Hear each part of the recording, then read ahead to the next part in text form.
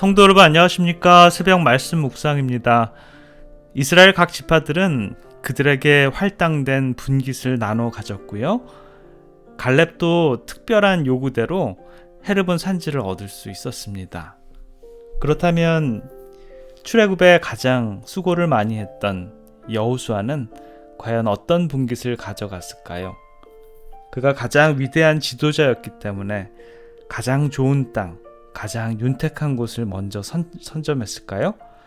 그렇지 않습니다. 그는 다만 성읍 하나를 요구한 것에 고작했는데요. 이 성읍의 이름이 바로 딥낫세라는 곳입니다. 그 뜻은 남은 분깃이란 뜻인데요. 나머지 지파들이 가장 좋은 것들을 다 차지하고 가장 쓸모없는 딱 하나 남겨진 그것을 여호수아가 차지했습니다. 자기의 요구를 가장 늦게까지 미뤘던 정복자 여호수아의 고상한 인격과 무화적인 정신을 우리는 볼 수 있는데요. 여호수아도 갈렙처럼 정말 멋진 사람입니다. 갈렙은 믿음과 노령의 나이에도 그렇게 용기를 보여주는 그런 모습이 멋있었다면 여호수아는 한 민족의 지도자이지만 정말 청렴결백한 그의 모습을 통해서 예수님의 희생과 무화적인 사랑을 느끼게 하는 그런 매력을 우리들에게 보여줍니다. 레위인들은 48곳의 성읍이 있었는데요. 그 중에 6곳을 특별히 지정해서 도피성을 세우게 되었습니다. 이 도피성의 유래는 모세가 언급한 것으로 보아서 예전부터 있었던 그런 제도인데요. 요단강을 중심으로 좌우로 3곳을 정해서 가장 응급할 때 한나절 안에 갈 수 있는 거리이기 때문에 이 한나절은 대략 5시간이고요. 또 한 사람이 1시간에 걷는 속도가 약 한 4km라면 이 도피성으로 달려가는 그 백성들의 이 뛰는 속도는 약 한 8km에서 10km 정도 되겠죠. 이 정도로 따진다면 이 40에서 50km 정도로 계산할 수가 있습니다.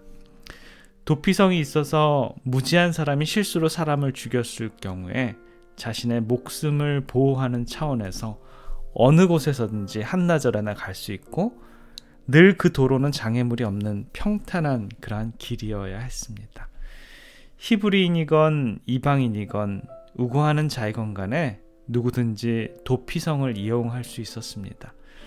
그렇지만 고의적으로 저지른 죄였을 경우에는 비록 도피성에 있더라도 안전하지 못한 것이었죠. 부조화 선지자 516페이지에 보면 도피성에 관한 영적인 의미를 알 수 있는데요. 고대 하나님의 백성을 위해 지정된 도피성은 그리스도 안에 준비된 피난처의 상징이었다. 이러한 이 땅의 도피성을 마련하셨던 동일한 자비로우신 구주께서는 그의 보혈을 흘리심으로 하나님의 율법을 범한 자들을 위하여 저희가 둘째 사망에서 피하여 안전을 얻을 수 있는 확실한 피난처를 준비하셨다. 어떠한 권세도 용서를 받기 위하여 그리스도께 나아가는 영혼을 그의 손에서 빼앗을 수 없다라고 합니다.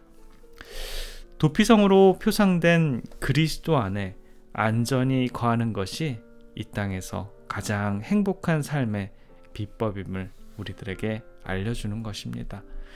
그러나 언제든지 누군가를 막론하고 도피성 밖으로 나아가는 사람은 이 복수자의 손에 내어주게 되는 것처럼 예수님의 그늘을 박차고 나가는 영혼들은 사단의 올무에 걸려들고 마는 것이죠.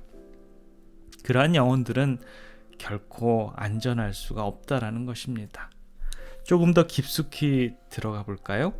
그와 마찬가지로 죄인이 제사함을 얻기 위해서는 그리스도를 믿는 것뿐만 아니라 그 믿음과 순종으로 그리스도 안에 거해야 된다라는 것입니다.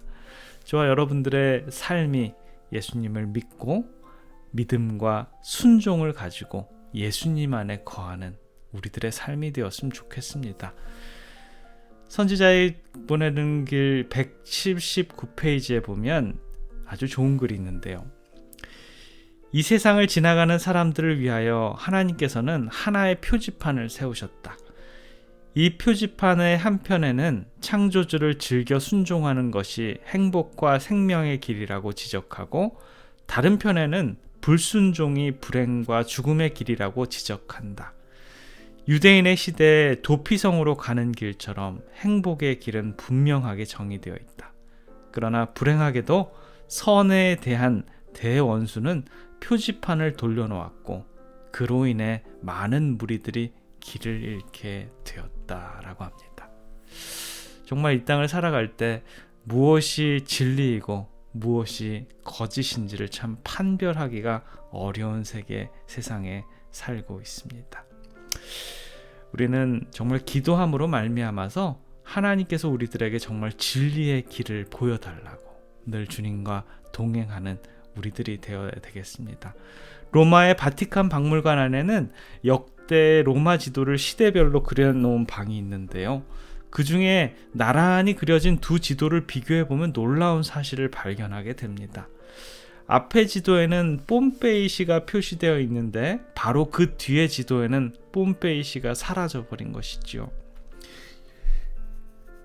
베수비오 화산 폭발로 인해서 땅속에 묻혀버린 뽐페이시는 훗날 수세 시기가 흐른 후에 한 농부에 의해서 발견되었습니다. 본격적인 발굴 작업을 통해서 수많은 시체와 당시의 생활상이 드러났는데요. 참 흥미로운 것은 시체가 발견된 장소가 천차만별이라는 것입니다. 몇 구의 시체는 깊은 지하실 속에서 발견되었습니다. 아마도 그들은 그곳이 가장 안전하리라고 생각해서 지하실 속에 숨었던 것 같아요. 또 몇몇 사람들은 건물의 가장 높은 방에서 발견되었습니다. 이들도 역시 높은 곳에 가면 죽음을 피할 수 있다라고 생각했을 것입니다. 인간은 안전에 대한 욕구와 불안이 있습니다. 어쨌든 이 폼페이시에 거주하는 사람들은 모두 다가 화산재에 묻히고 말았습니다. 그 사람들이 혹 당시의 재앙을 피했다 손치더라도 결국 지금은 한 줌의 치티클조차 찾아보기 어려운 사망의 존재가 되어 있다라는 것입니다. 그렇다면 영원히 안전한 그러한 피난처는 어디에 있을까요? 그런 면에서 보면 이 교회는 이 세상에서 하나님께서 가지고 계시는 당신의 요새이고 또 도피성인 것입니다. 교회를 통하여 저와 여러분들은 그리스도의 품을 기억하는 것입니다. 그렇기 때문에 믿음의 노독들은 어디를 가나 하나님께 단을 쌓고 그들이 수확물을 드리고 또 하나님을 생각하고 하나님의 도피의 처소에 그들의 마음을 들여놓았던 것입니다. 하나님께서는 이러한 하나님의 백성들, 곧 하나님의 증인들을 언약 관계를 맺으시고 지상의 교회를 하늘의 교회와 연합시키시는 것입니다. 우리 모든 하나님의 백성들의 오늘의 삶도 하나님의 도피성에 우리들의 마음을 안전히 내려놓는 하루의 생애가 되기를 간절히 기원합니다. 기도하겠습니다. 사랑의 아버지 하나님, 든든한 우리들의 요새이시고 영원한 우리들의 피난처이신 우리들의 아버지 하나님, 저희들에게 늘 영적인 안정과 평화를 주셔서 감사합니다. 우둔한 우리들의 지혜로 아무리 생각해 보아도 이 땅에서 우리 하나님처럼 든든한 분은 없으십니다.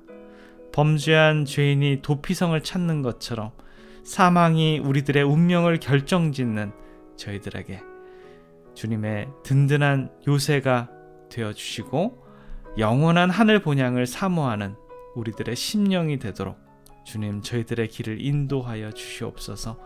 오늘도 저희들과 동행해 주셔서 주 안에서 진정한 행복을 찾는 우리 주님의 백성들 다 될 수 있도록 주님 축복해 주시옵소서.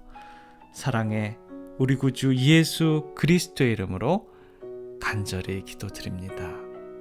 아멘.